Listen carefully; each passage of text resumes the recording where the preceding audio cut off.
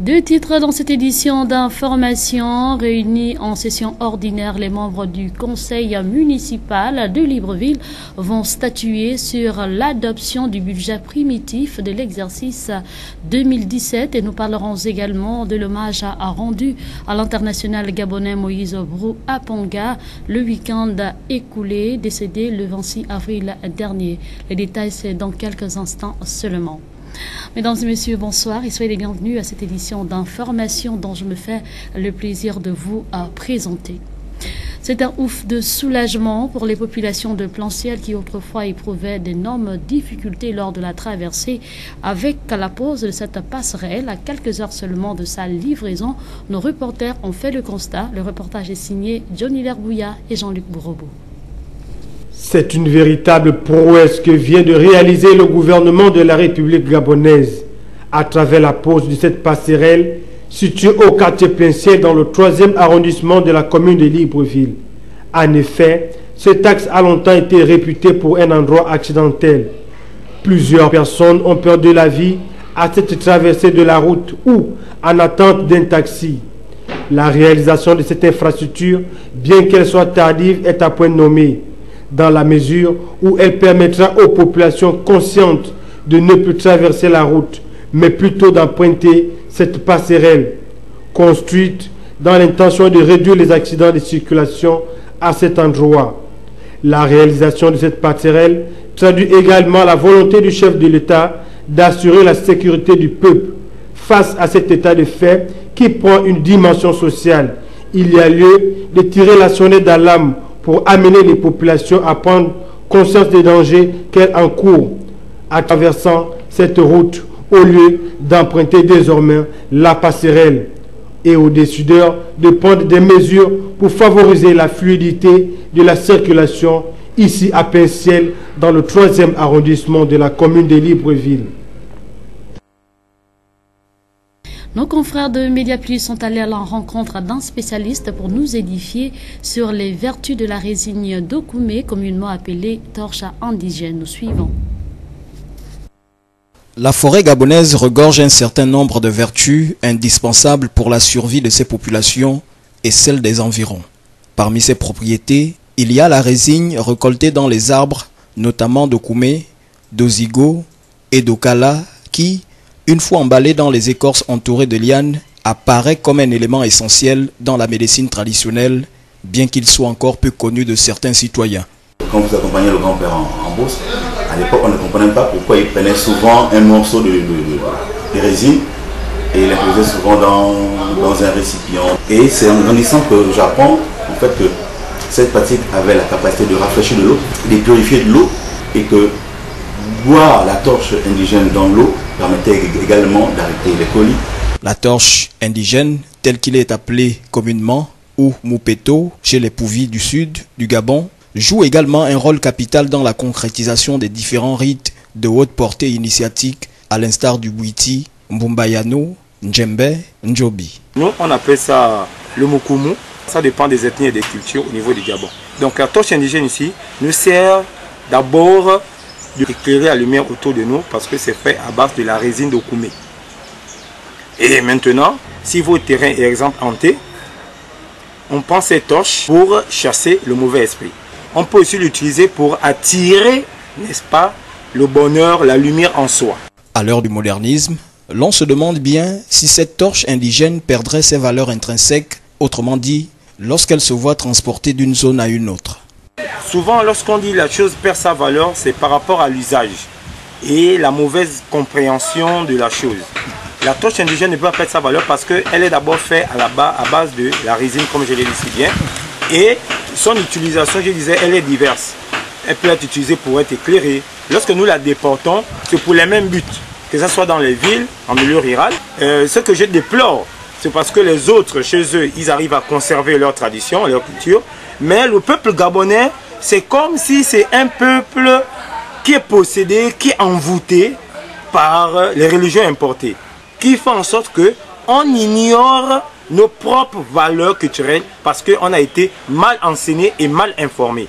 En vue de préserver ces vertus ayant une portée capitale pour l'humanité, il serait donc judicieux que les pouvoirs publics en collaboration avec les organisations non gouvernementales, s'initie dans l'affermissement des mesures nécessitant la gestion à bon escient de la faune et de la flore gabonaise.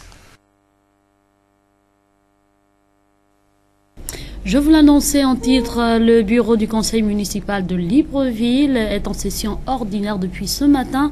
Les conseillers auront pour rôle l'adoption du budget primitif de l'exercice 2017, des travaux qui se tiennent sous fond de crise. Les précisions avec Euphrabio Yoguezo et Fleuria Serunda. Le bureau du conseil municipal de Libreville est réuni ce jour au fin d'examiner le budget primitif de la commune de Libreville, exercice 2017. La présente session a été ouverte par Rose Christian Oussoukar-Konda, un conclave marqué par la gronde des représentants du CLR qui exige un peu plus de transparence dans la gestion du budget alloué au fonctionnement de cette institution, chose qui n'a nullement inclué à l'ouverture des débats. Ovationnée par l'assistance, Pauline Biken est la dernière à intégrer le bureau du conseil en lieu et place de Marie-Francine Toribouga Odjiré, démissionnaire du Parti démocratique gabonais. En outre, le bureau du conseil est appelé à approuver le budget primitif de la commune de Libreville proposé par la présidente.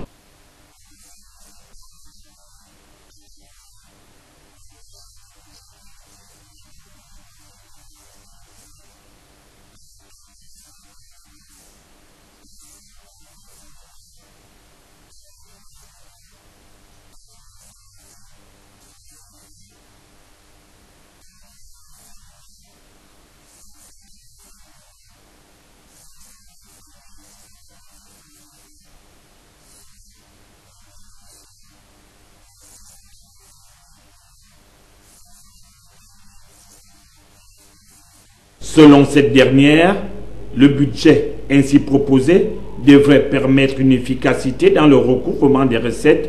En revanche, les crédits dédiés à l'investissement devraient connaître des diminutions. Des remous sont cependant signalés dans le milieu. Voilà de quoi émettre des réserves avant toute approbation du présent budget. Rien à voir avec ce qui précède, la tension ne cesse de monter au sein des structures sanitaires du pays. Le non-paiement de la prime d'incitation à la performance du dernier trimestre 2015 demeure aujourd'hui le point culminant de toutes ces revendications. Au cours d'une assemblée générale tenue ce matin au centre hospitalier universitaire de Libreville, le personnel de santé a décidé de la fermeture des centres de santé sur toute l'étendue du territoire de la capitale gabonaise, précisément à Libreville, tout simplement, dès demain. Les précisions avec Johnny Larbouya et Jean-Luc Bourobou.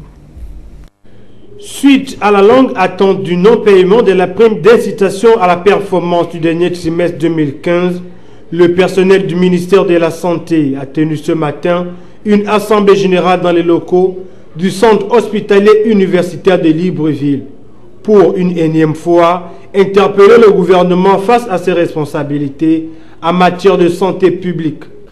Le gouvernement a payé d'autres départements ministériels, mais qui est tard à payer la santé et les affaires sociales. C'est la raison pour laquelle nous avons pensé utile de réunir tout ce grand nombre et la décision qui sera prise par ce grand nombre doit automatiquement rentrer dans l'application immédiate sans délai. Parmi les points de revendication financière figure également la réouverture des écoles professionnelles de santé fermées depuis près d'une décennie. Aujourd'hui, 15 ans que les écoles sont fermées, mais comment est-ce qu'on peut garder ce personnel dans cet état de précarité? Précarité financière, précarité intellectuelle qui ne dit pas son nom. On a besoin de former ce personnel pour qu'il puisse mieux prendre en charge les populations. Mais comment s'ils ne sont pas recyclés, s'ils ne sont pas formés? Voilà toutes les questions que nous nous posons ici à cette Assemblée générale. L'Assemblée générale étant souveraine, elle a décidé de passer à la vitesse supérieure en procédant à la fermeture totale des centres hospitaliers de Libreville. Elle a décidé de l'arrêt de travail pendant une semaine, vu que nous sommes dans un secteur hypersensible. Il s'agit de travailler sur les hommes et donc nous avons demandé l'Assemblée générale a décidé d'observer une semaine de grève avec un service minimum sur les malades hospitalisés et quelques cas d'urgence vitale en grève. Désormais, c'est le service minimum qui est réservé aux patients dans les centres hospitaliers pour les cas d'urgence. Parlons à présent de politique dans cette édition d'information. À venir voir dans le 3e arrondissement de la commune de Libreville, l'Alliance pour le soutien des jeunes et le développement, voilà, a un nouveau président, sinon un coordinateur, à la personne de M. Yves Manfumbi, qui a été installé le week-end écoulé par le président de l'ASDJ. C'était en présence de nos confrères de Télé Africa. La SDJ, l'Alliance pour le soutien et le développement des jeunes, poursuit son implantation à travers les arrondissements de Libreville, la capitale gabonaise. Ici à Venevois, dans le 3e arrondissement, les nouveaux membres des structures de base du parti ont été installés puis renvoyés à l'exercice de leurs charges. En tant que président fondateur de l'Alliance pour le soutien et le développement des jeunes, je vous installe dans vos fonctions de président de la cellule de Venevois.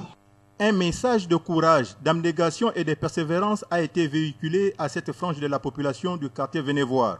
C'est l'installation que nous continuons de structure de base de notre formation politique. Aujourd'hui, nous sommes venus voir la Péri pour faire la même chose que nous avons eu à faire à Québec-Poto. Nous implantons le parti parce que le parti, pour qu'il soit fort, il doit avoir des représentants partout. Comme je disais la dernière fois qu'il y a les élections législatives qui arrivent, il y a les élections locales, et nous pensons investir des compatriotes de notre formation politique. Donc nous devons installer, nous devons avoir des militants partout. Nous sommes, je réitère, très heureux de vous recevoir ici parce que votre présence dans ce lieu nous est de cœur. Parce que nous savons très bien que vous avez un message culminant à nous véhiculer. Un message qui va dans le bon sens, dans le développement de notre secteur. Et pour cela, Monsieur le Président, nous vous tenons à cœur et nous vous disons, nous sommes entièrement derrière vous, nous vous soutenons sur les actions que vous pouvez amener dans notre secteur. La nouvelle formation politique dirigée par Lénine Njimbi s'inscrit dans cette dynamique du dialogue. Il compte sur l'adhésion des jeunes compatriotes pour débattre des questions qui touchent le développement de notre pays. Le dialogue politique, déjà moi-même je suis en tant que commissaire au niveau du dialogue national parce que notre formation politique a lui le dialogue politique prôné par le chef d'État parce que les Gabonais doivent se parler. Nous ne pouvons pas rester en marge de ce qui se fait. Simplement, ce que nous pensons pour sortir de ce dialogue, c'est les Gabonais qui seront gagnants. Ce ne sera pas un camp. À l'étape de venir voir, Yves Manfumbi, le nouveau coordinateur de la cellule, a été présenté au public par le président Lénine Njimbi. Notons qu'à Libreville et ses environs, Lénine Njimbi sillonnera l'intérieur du pays avec en toile de fond le même exercice. En politique, nous y restons alors que le peuple français vivait hier l'investiture de leur nouveau président Emmanuel Macron. La coalition de la Nouvelle République, pendant ce temps au Gabon, interpelle le nouveau président français à se pencher sur le cas du Gabon, notamment sur la vérité des urnes au sortir de l'élection présidentielle du 27 août 2016. Les précisions avec Arnaud Mbabekong. L'élection d'Emmanuel Macron, notamment son investiture en tant que président de la République française, dont la matinée d'hier n'a pas été anodine pour la coalition de la Nouvelle République qui regroupe partis politiques et associations. Très marquée par la cession de Macron à la magistrature suprême française, consciente des liens qu'elle sait séculaires unissant le Gabon et la France, la coalition de la Nouvelle République souhaite que les nouvelles autorités françaises se penchent sur ce qu'elle considère de graves crises politiques que traverse le Gabon.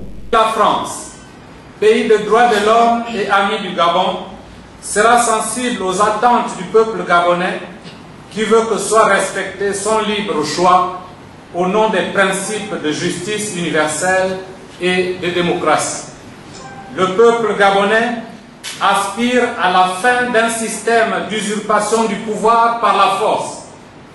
Monsieur le Président de la République française, tout en vous réitérant nos vives félicitations pour votre brillante élection, la coalition La Nouvelle République fonde son espoir pour une coopération fructueuse entre le peuple de France et le peuple du Gabon. En file indienne et en tenue traditionnelle, poussant des onomatopées en vernaculaire, les femmes membres de cette coalition sont allées déposer une bouteille de sable à l'ambassade de France au Gabon.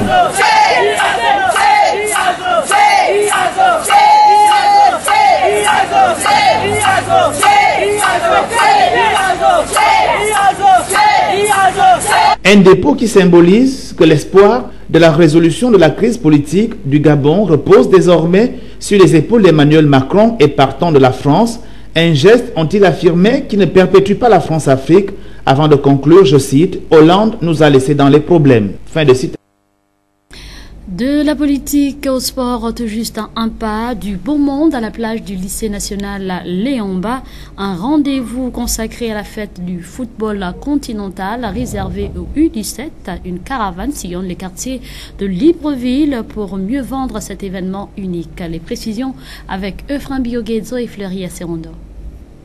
Pendant 7 jours, la caravane dédiée à la CAN U17 de football qu'abrite le Gabon sillonne les artères de la capitale gabonaise après le show organisé à la cité Sinio Vendo, PK12 et le rond-point d'Nzangayon. Le tour est revenu aux baigneurs de la plage du lycée national Léomba d'accueillir les caravaniers au grand complet, tous avec un objectif commun, mieux vendre la CAN U17 de football auprès de ces populations.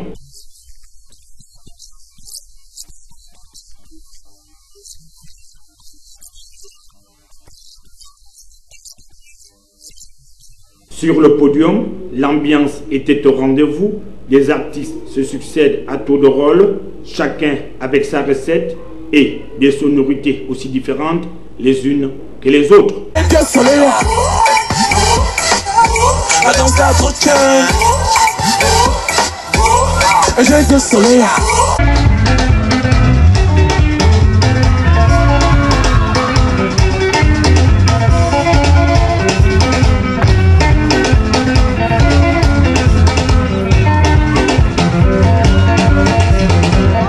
La CAN y est présente et les communautés apprécient.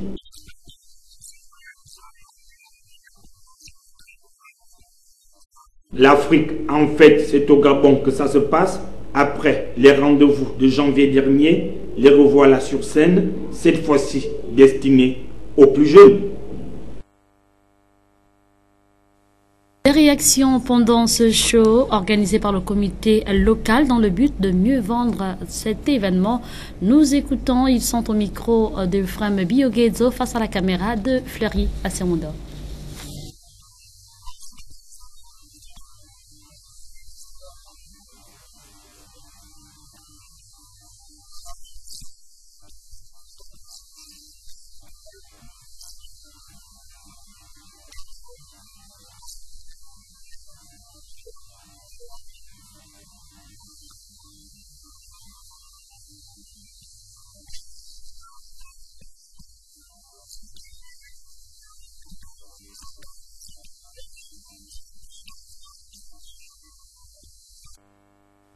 Je vous l'annonçais en titre, décédé d'un arrêt cardiaque en pleine séance d'entraînement depuis le 26 avril dernier. La dépouille mortelle de Moïse Brou Apanga a été exposée au stade d'Nzengayong sous des applaudissements de sa famille sportive présente pour lui rendre un dernier hommage.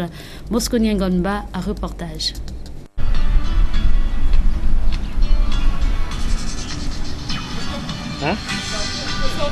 Il quitte désormais le monde du sport pour un repos éternel après une brillante carrière. Moïse Brou Apanga reste à jamais gravé dans la mémoire de ses coéquipiers. Certains d'entre eux n'ont pas caché leur tristesse et leur désarroi. Dans les tribunes, le scénario est identique. Visiblement amortie et affligée, l'épouse du défunt est inconsolable. Un dernier hommage lui est rendu par ses coéquipiers pour lui témoigner toute leur reconnaissance.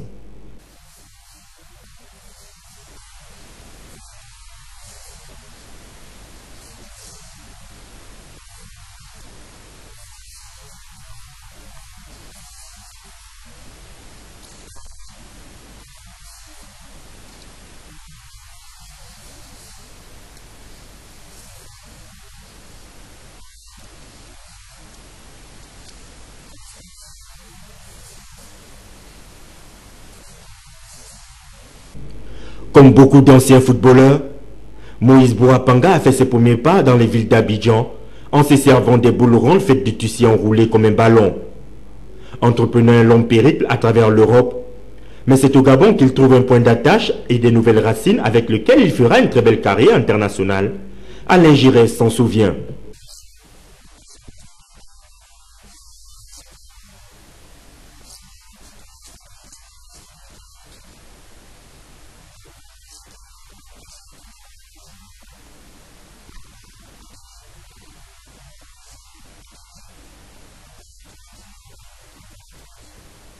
Au Gabon, il s'engage avec le club du FC 105 avec lequel il participe à la Coupe de la CAF en 2005, avant de rejoindre le club de Brest, Ligue 1 française, qu'il quittera d'ailleurs 3 saisons plus tard, pour un retour dans son pays où il rejoint tour à tour Manga Sport, Akanda FC et enfin de retour au FC 105 pour ses derniers jours et sa dernière séance d'entraînement. Il laisse derrière lui sa famille sportive effondrée en larmes, mais très vite, une rencontre de gala a été initiée par ses amis et coéquipiers afin d'honorer une dernière fois la mémoire de l'homme qu'on appelait affectueusement Brou. Les instances du football gabonais ne sont pas restées en marge. Elles aussi se sont inclinées sur la dépouille de Brou Apanga qui a servi avec honneur son pays, le Gabon. Nous retrouvons Mosconi Ngonba.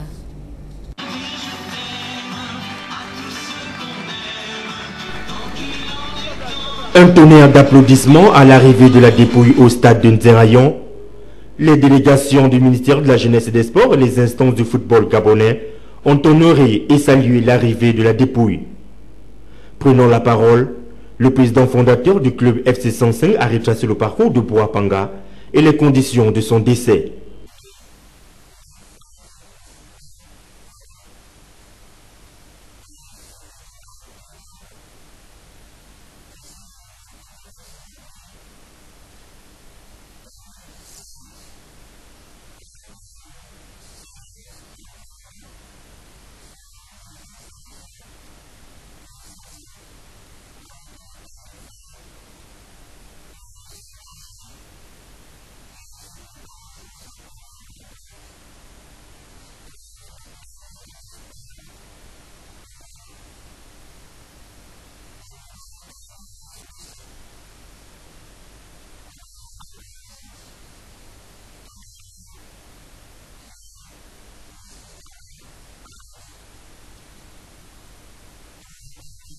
Le docteur Nicolas Sélé, ministre de la Jeunesse et des Sports, a tenu à couronner les performances sportives de ce footballeur du haut niveau qui nous a quittés si brusquement.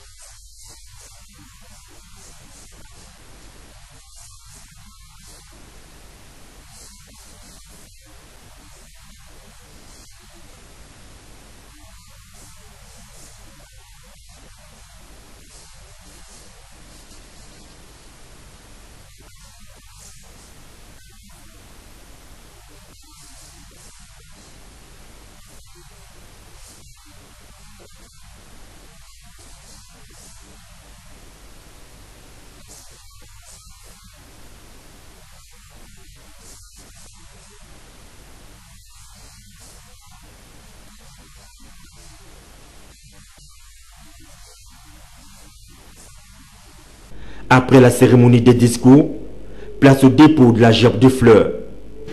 Un acte qui n'a pas laissé insensible la grande famille du football gabonais.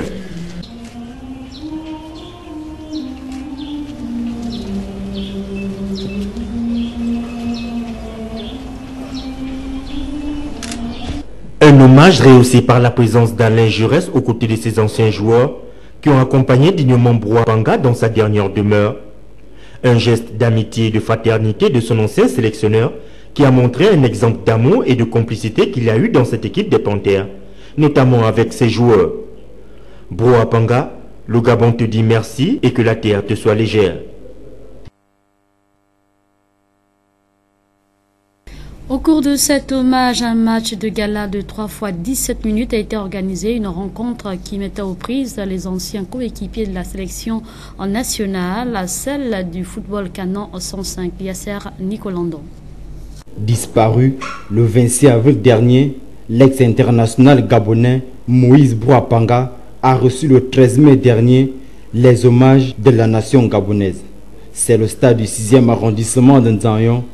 Cadre idéal est choisi afin de permettre à Moïse Bouapanga de recevoir les civilités du peuple gabonais. À cet effet, un match de 3 fois 17 minutes a été organisé entre ses anciens coéquipiers de la sélection nationale et ceux du football canon 105, où il a d'ailleurs débuté sa carrière avant de connaître la Ligue 1 professionnelle, notamment en France avec Brest. De retour au pays, il joue à Mangasport, à Kanda FC, avant de signer son retour à la maison avec le canon 105. C'est sous ces couleurs de ce club qu'il quittera le monde des vivants et celui du football en particulier. Le sac de Elvin dans ton... Touchés et attristés par la perte de leurs frères, amis et anciens coéquipiers, Merlin Abdoulaye Tandjungora nous témoigne ici les moments forts.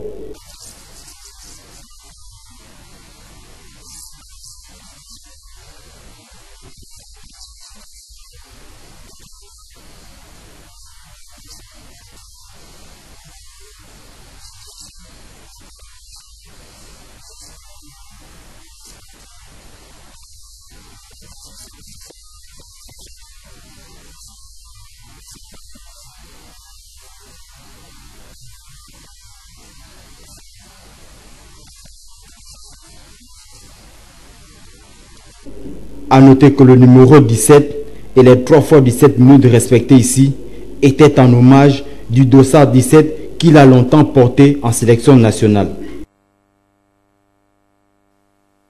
Moïse Bouapanga, que la terre te soit légère et adieu. Avant de nous quitter, votre rubrique Expression libre, voici la question qui vous a été posée par Marielle Ecom. Quel est le nom du nouveau président de la France? Écoutons les éléments de réponse des uns et des autres. Je ne connais pas. C'est Macron. C'est Macron. Macron.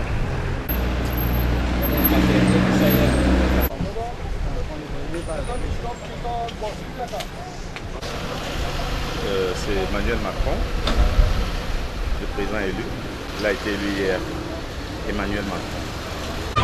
Emmanuel Macron, avec 65,5% de voix. Emmanuel Macron. Emmanuel Macron. Plusieurs bonnes réponses. Le nom du nouveau président français est Emmanuel Macron. C'est sur cette note que se referme cette édition d'information. Merci de l'avoir suivi et bonne suite au programme sur TVS, la télévision qui voit toujours plus loin.